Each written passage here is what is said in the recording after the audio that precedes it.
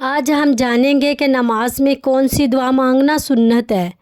حضرت ابو بکر صدیق رضی اللہ تعالیٰ عنہ سے روایت ہے، انہوں نے رسول اللہ صلی اللہ علیہ وآلہ وسلم سے عرض کی کہ مجھے کوئی دعا سکھائیں جو میں نماز میں مانگا کروں۔ آپ صلی اللہ علیہ وآلہ وسلم نے فرمایا، آپ یوں کہا کریں، اے اللہ، میں نے اپنی جان پر بہت ظلم کیا ہے اور تیرے سوا کوئی گناہوں کو معاف نہیں کرتا۔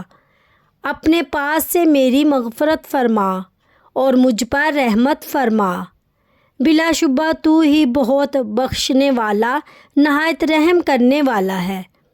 انسان سے زندگی بھر میں بے شمار چھوٹی بڑی غلطیاں سرزد ہوتی رہتی ہیں، لیکن اللہ تعالیٰ کی رحمت ہر چیز سے وسیع ہے۔ جب بندہ اپنے گناہوں کا اعتراف کرتے ہوئے عاجزی کے ساتھ اللہ تعالیٰ سے معافی مانگتا ہے تو وہ اس کی مغفرت اور رحمت کا مستحق بن جاتا ہے۔